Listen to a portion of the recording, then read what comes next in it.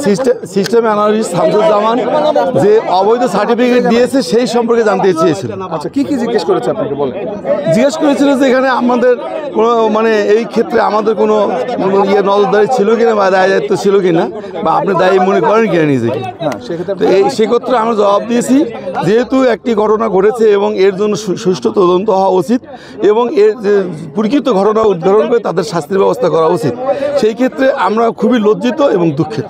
আপনার স্ত্রীকেও তো গ্রেফতার করা হয়েছে একই অপরাধে, আসলে সেই জায়গা থেকে এই বিষয়ে আপনাকে জানতে চাওয়া হয়েছে এবং বলা হয়েছিল যে আপনার স্ত্রী জড়িত, সেই জায়গা থেকে আপনার সম্ভাবনা থাকলে আপনাকে জিজ্ঞাসাবাদ করবে। এই বিষয়টা কি সামনে আসছে? আমাকে এই বিষয়ে অবশ্যই জিজ্ঞেস করেছে। আমি বলেছি যে আমি এই বিষয়ে কিছুই জানি না, আমি শুধু এইটুকু বলেছি, কারণ আমি কিছু জানি না। আচ্ছা,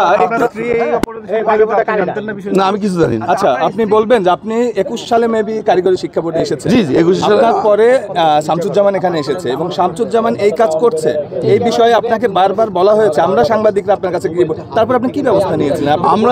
আমরা এটাকে নিয়মিত আমাদের চেষ্টা করেছি, যারা আপনারা কপি দিয়েছিলেন চেষ্টা করেছি যে এটা আমাদের ওয়েবসাইটে আছে কিনা আমরা খুঁজে দেখার চেষ্টা করেছি, কিন্তু আমরা পাইনি। পরবর্তীতে আমরা চেষ্টা করেছিলাম যে কোনো আপনাদের কাছ থেকে সঠিক কোনো কাগজ পাওয়া যায় কিনা। যেহেতু আপনারা এটা পেয়েছেন, গোয়েন্দা সংস্থা বের করেছে, আমরা এর বেশি কিছু বলতে পারছি। গোয়েন্দা সংস্থা বের করার আগে একাধিক প্রতিবেদন হয়েছে, আপনি চেয়ারম্যানকে বলা হয়েছে, কাগজ দেওয়া হয়েছে, আপনি কেন সরালেন? আপনি এখন কিভাবে দাবি করেন যে আপনি জড়িত না? না না, এটা তো আমাদের কাছে, আমি তো আপনার কাগজটাকে আমাদের ওয়েবসাইটে পাইনি, আমি দুঃখিত যে এর আমি জি আপনার স্ত্রী জি এটা মানে আপনি তার স্বামী, জি আপনার স্ত্রী এখন কারাগারে, মানে বিষয়টা কেমন, কেন কি জন্য মানে গ্রেফতার করা হয়েছে, তার সংশ্লিষ্টতা নিয়ে আপনার কি মতামত? আমি আমার মতামত আমি জানি না, তাই ভুল করছি কিনা আমি জানি না। আচ্ছা, সামনের দিকে।